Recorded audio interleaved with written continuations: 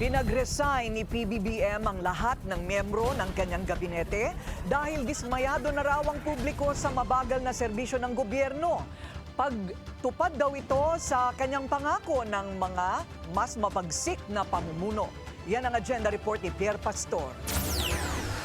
Isang bold reset sa gabinete ni PBBM.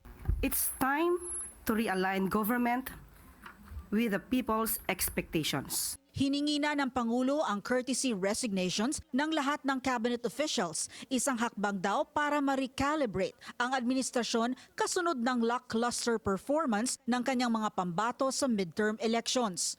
Aminado ang Pangulo na kulang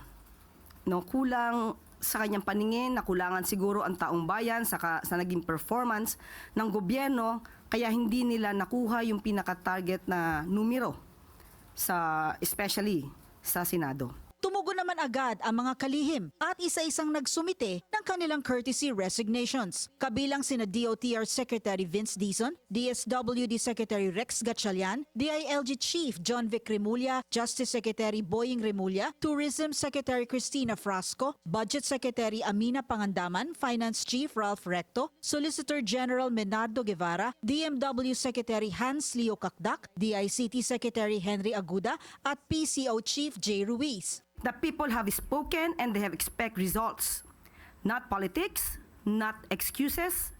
We hear them and we will act. The request for courtesy resignations is aimed at giving the President the elbow room to evaluate the performance of each department and determine who will continue to serve in line with his administration's recalibrated priorities. Ayon sa Pangulo, hindi naman sisibakin ang may magandang performance, pero tapos na raw ang panahon ng pagkakaroon ng comfort zones sa kanyang administrasyon. Mananatili sila sa kanilang posisyon. Siguro ito yung tamang panahon para ipakita nila na dapat sila manatili sa kanilang posisyon. Pero kapag nakita po talaga ng Pangulo na hindi mo deserve ang iyong posisyon, you will be out. Nilinaw ng Malacanang na habang nasa transisyon ay patuloy lang ang trabaho.